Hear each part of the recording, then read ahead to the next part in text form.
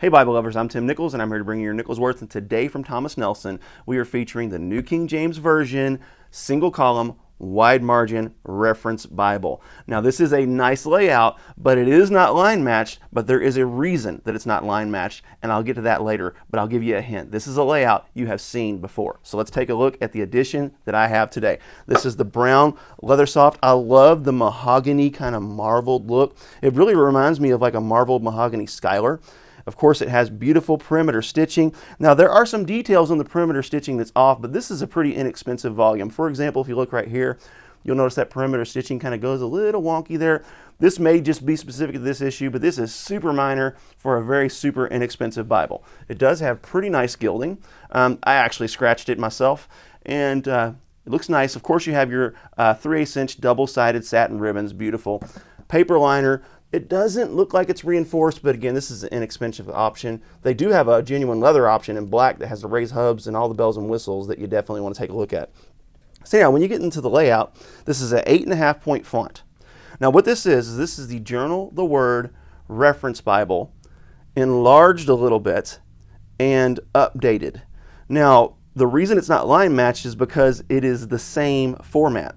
This format was out before line matching. So that is something that is a bit of a compromise, and something that you are going to have to understand is not going to exist in this edition. It is not going to be line matched. Where I think it suffers the most is in the red letters.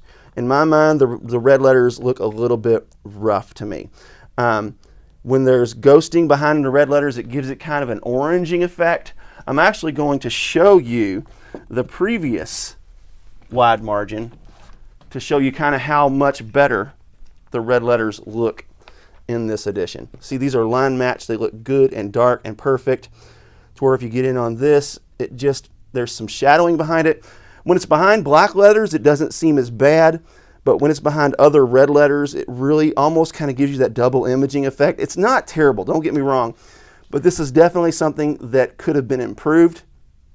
One thing that they did improve is they improved the margin space. Check it out. This has probably barely over an inch margin space. This has over 1.5 inches. That is a ton of margin space. So again, this is the Journal the Word Reference Bible in larger format, and it has your references in the gutter, which is very nice because it pulls that text out of the gutter. Because one thing about journaling Bibles is because they want to give you that maximum wide margin space, a lot of times they'll sneak that text into the gutter, and that can get a little bit annoying. That was a big complaint about this Bible, is that they didn't give you a wide enough margin, and the inner margin wasn't as wide. I love this layout. This is probably one of my favorite Thomas Nelson layouts. It is a verse by verse, large print. This is, I believe, a 10.5 point font. They got everything right with this layout, in my opinion. The only miss in this one is the lack of line matching, but now you know the reason. It is because it is a re-release of a previous, well, not technically a re-release, but sort of a re-release of a previous layout. It looks very similar. So if you've got a keen eye and you have a New King James Journal the Word Reference Bible, then you're going to recognize this, but you're also going to recognize it's an 8.5 point font, so it is a little bit larger of a font. Then when you get in the back, you're going to have just a little bit of stuff. You got like a dictionary concordancy kind of thing. In fact, they're going to call it a dictionary concordance. And then, no maps. That's great.